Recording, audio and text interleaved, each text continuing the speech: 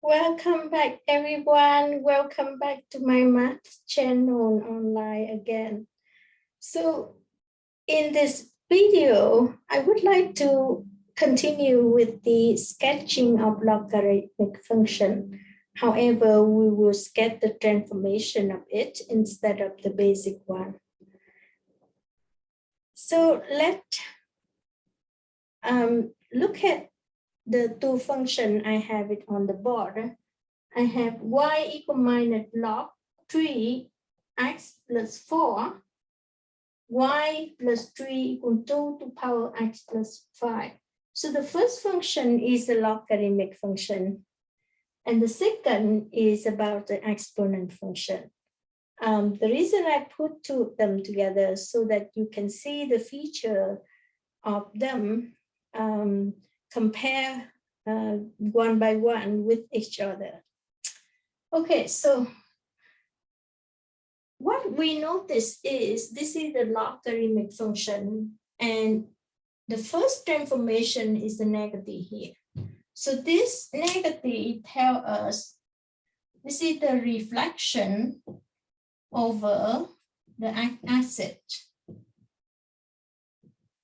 Also, we notice the base is 3 and the h value here is 4, and we don't have a k value, which is function shift up or down, but we do have a function move to the left by 4 units by the h value here by 4 units. So therefore, normally we have a logarithmic function have a vertical asymptote as the y-axis. Now this vertical asymptote will move to the left by 4 units. So we will have a vertical asymptote at x equal minus 4. This is the equation of the vertical asymptote. And if we have a reflection, we know the shape go through 0 and 1 this way normally, but now it will reflect. So it will be this shape instead. So we know that we can drag the function this way, follow along with the asymptote. However, as long as we know one point of the y-axis, then we can sketch it easily, right? We want to know where our function across the y-axis. So to do that, what we have to do is substitute x is 0 to find the y. So the y will be equal minus log of 3 and plus 4 because the x is 0. So now it becomes 4. So all what we do is we use the calculator for this. We'll say this number will be equal, y will be equal minus log 4 divided by log 3. And if we divide using the calculator and divide it, we will get the number. Let's say if we do log of 4 divided by log of 3, then we get 1.26. However, we round off become 1.2, but also because the negative, so this will become minus 1.3. So let's say this is minus 1. 1.3 is about here. So now we can get the function across this point right here and shape it. And that's how we sketch the function number 1 easily, right? We don't need the calculator. Okay, for the second function, we talk about the exponential function. And this exponential function, I can rewrite at y equal 2 to power x plus 5, and 3, I move to the right, become minus 3. So when we talk about the exponential function, we know the shape is supposed to be like this. So usually we talk about the horizontal asymptote here. Now this horizontal asymptote will shift down by the 3 units because this is how the y equals 0. This is the line y equals 0. Now we shift down by y equals minus 3. So this is y equal minus 3. So this becomes a horizontal asymptote of this function. Also, we know usually it go to the point 0 and 1 right here, right? But now, because it's shift down by 3, so it go down 1, 2, this one, let me see, minus 1, minus 2, and this is minus 3. So this will shift down 1, 2, 3, and shift to the left by 5 units. So this point will go down 1, 2, 3, and go to the left by 5 units. So 1, 2, 3, 4, 5. So the point here will, the 1, 0, and 1, when it goes to normally, now will become minus 5 and minus 2 for this point. And we know that it will go like this. Now for the y-intercept, if we put in x equals 0, we know this number very big. 2 to the power 5 is 32, minus 3 is 29. And we're not going to have enough room to go for 29. So the easy way to figure out what is the x squared is cut here. And how do we figure out the x? Let's say if we want to know if x equal minus 5, what is y equal? So if x is minus 5, which is right here, then we want to know what is the y equal. So minus 5 and 5 will be 0, right? And 2 to the power 0 will be 1. 1 minus 3, right? 2 to the power, if x is minus 5, y will be equal to 2 to the power 0. 2 to the power 0 is 1. 1 minus 3 is minus 2.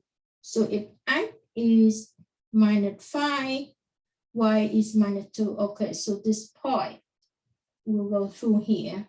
Exactly, that's the way we do. Now,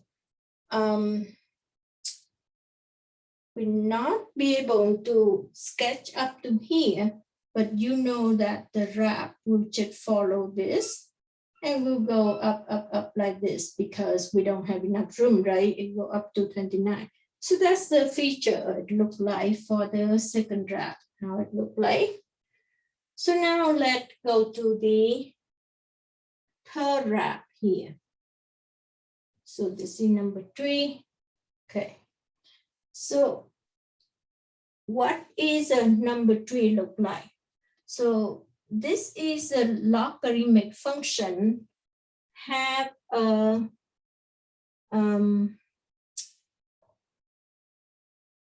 have the vertical asymptote as -1, right? Because this will shift to the left by 1 unit.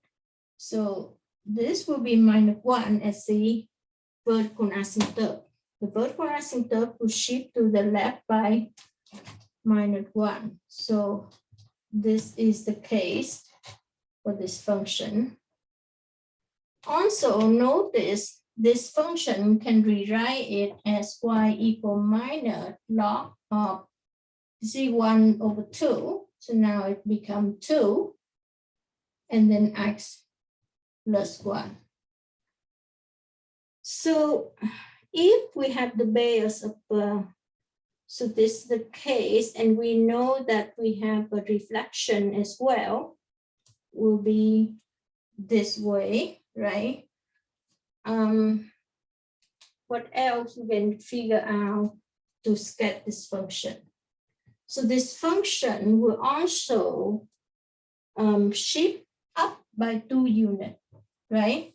So let's say if we have an x equal minus, let's say if x is 0, if x is 0,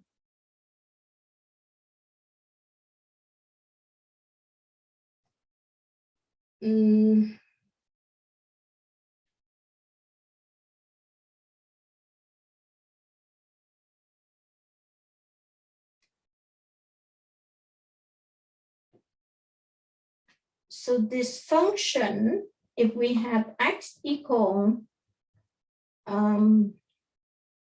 Now, if x is 0, right? If x is 0, then we have y will be equal minus log of 2 of 1. But log of 1, so that will be the same like minus log of 1 divided by log of 2. But log of 1 is just equal 0.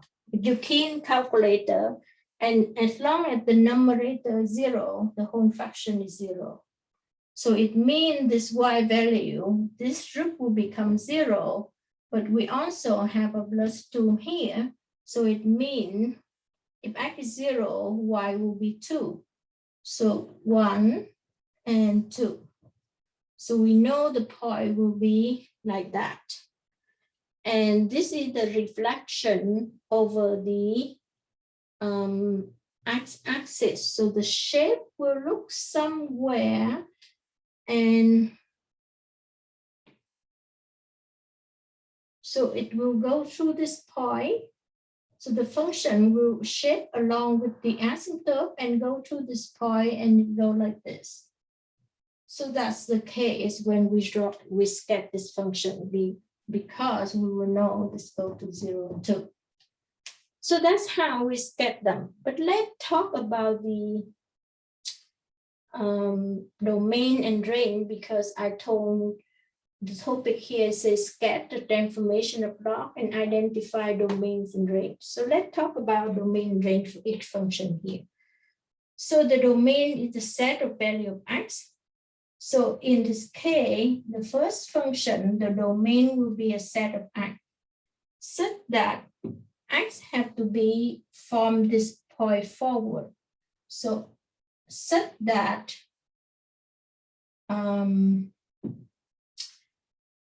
x will have to be bigger than -4, right?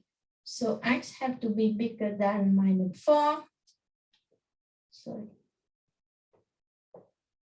-4 will be less than x because x bigger than -4 and less than positive infinity.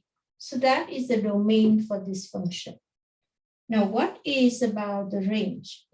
The range for this function will be a set of y, such that the y, now notice this function keep going from negative infinity to positive infinity, right? The y is keep going like this. So the y will be such that y belong to the real number. So that's the domain range of this first function. Now for this third function, the domain here will be a set of x such that x have to be bigger than -1. So we say -1 less than x, less than positive infinity, and we can load the bracket. For the range will be a set of y such that y belong to real number, because this function will just keep going, right? Okay. Now for this exponential function, the domain will be a set of x such that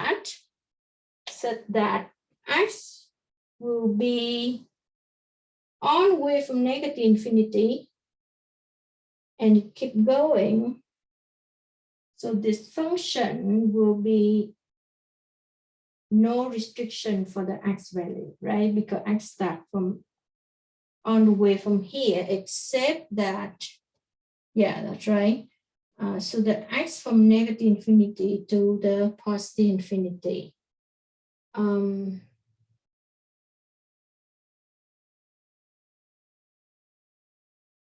That's right. So x will belong to the real number. What about the range? The range is a set of y such that the y have to be bigger than -3. So will be -3 less than y less than positive infinity. So that's keep going up. So that is, we state the domain range for that, for the exponential function.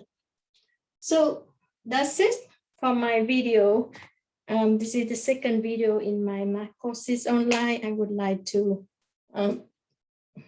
I would like to show my student about the sketching of this logarithmic and exponential function. So in the next video, I will talk about the next lesson. I will talk about the application of solving the word problem for both exponential function as well as the logarithmic function. So stay tuned for our next video. Thank you for watching and bye for now.